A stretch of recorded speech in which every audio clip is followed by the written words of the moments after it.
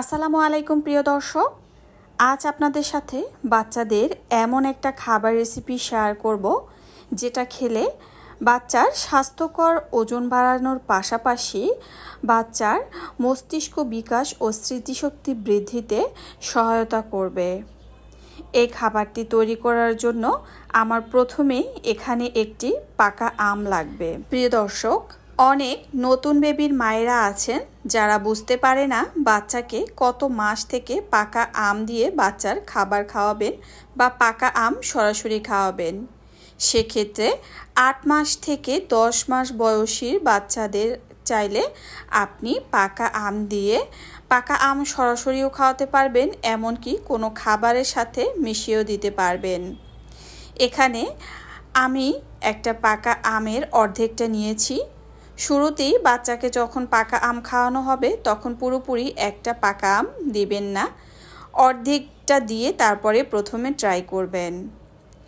এখানে আমি পরিমাণ মতো নিয়েছি সাবুদানা, যেটা বাচ্চার ওজন বৃদ্ধির পাশাপাশি বাচ্চার হাড় মজবুত করতে সহায়তা করে। প্রিয় দর্শক, আপনাদেরকে আরও একটি কথা মনে করিয়ে দেই, আপনি যখন আপনার বাচ্চাকে যে কোনো খাবার খাওয়াবেন অবশ্যই যে খাবারটা সেরা বা যেই খাবারটা ভালো মানের সেটাই কিন্তু বাচ্চাকে খাওয়ানোর চেষ্টা করবেন।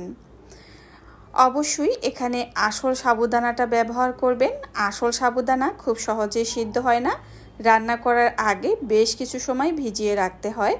আমিও ভিজিয়ে রেখেছিলাম আর রান্না খুব সহজেই হয়ে গিয়েছে।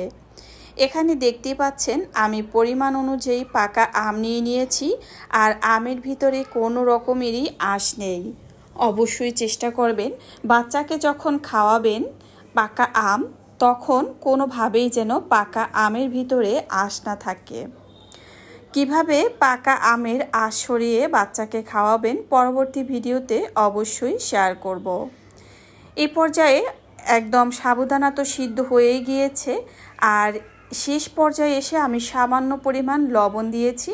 অবশ্যই লবণটা 1 বছরের আগে বাচ্চার খাবারে দেবেন না। যখন 1 বছর হয়ে যাবে তারপর থেকে আপনি বাচ্চার খাবারে লবণ যোগ করবেন। তবে যে সকল বাচ্চারা মিষ্টি খাবার পছন্দ করে তারা যদি এভাবে আম দিয়ে খাবার রান্না করে দেন তাহলে কিন্তু খুব সহজেই মজা করে খেয়ে নেবে। বিশেষ করে বেবিদের মায়ের জন্য বলছি, আপনি যদি সিদ্ধান্ত নিয়েই থাকেন যে আপনি আপনার বেবিকে পাকা আম খাওয়াবেন সেক্ষেত্রে আপনি 8 মাস থেকে আম খাওয়াতে পারেন। 8 মাস বয়সী কম বাচ্চার পাকস্থলী হজম শক্তি ততটা ডেভেলপ থাকে না, তাই বাচ্চা আম যখন খাওয়ানো হয় তখন কিন্তু সে হজম করতে পারে না, কারণ আমে অনেক উচ্চ ফাইবার সমৃদ্ধ উপাদান থাকে যা বাচ্চার ডায়রিয়ার মতো অসুখ হতে পারে। আম বাচ্চার দৃষ্টিশক্তি, চুল, ত্বক, নখ এগুলো ভালো রাখে, বাচ্চার মস্তিষ্ক বিকাশ ও স্মৃতিশক্তি বৃদ্ধিতে সহায়তা করে এবং স্বাস্থ্যকর ওজন বাড়াতে সাহায্য করে। এখানে কিন্তু আম দিয়ে যে সাবুদানার রান্না কিন্তু হয়ে গিয়েছে।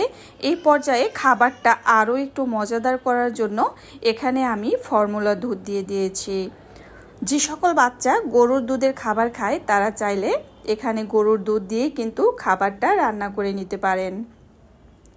আমি এখানে ফর্মুলা দুধটা মিশিয়েছি কারণ এভাবে দুধটা একটু মিশিয়ে দিলে আমার বেবি আলহামদুলিল্লাহ খুবই মজা করে খায়। বাচ্চাকে যখন প্রথম আম দিয়ে তৈরি করা খাবার খাওয়াবেন সেক্ষেত্রে অবশ্যই পরপর 3 দিন আম দিয়েই বাচ্চাকে বিভিন্ন ধরনের খাবার তৈরি করে খাওয়াতে পারেন।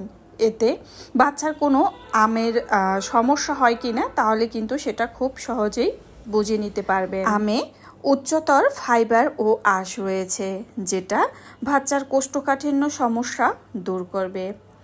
এই তো প্রিয় দর্শক, আপনি আম দিয়ে বাচ্চাকে বিভিন্ন রকমের খাবার তৈরি করে খাওয়াতে পারেন আর সেটা 8 মাস বয়স থেকে। এতক্ষণ সাথে থাকার জন্য অসংখ্য ধন্যবাদ।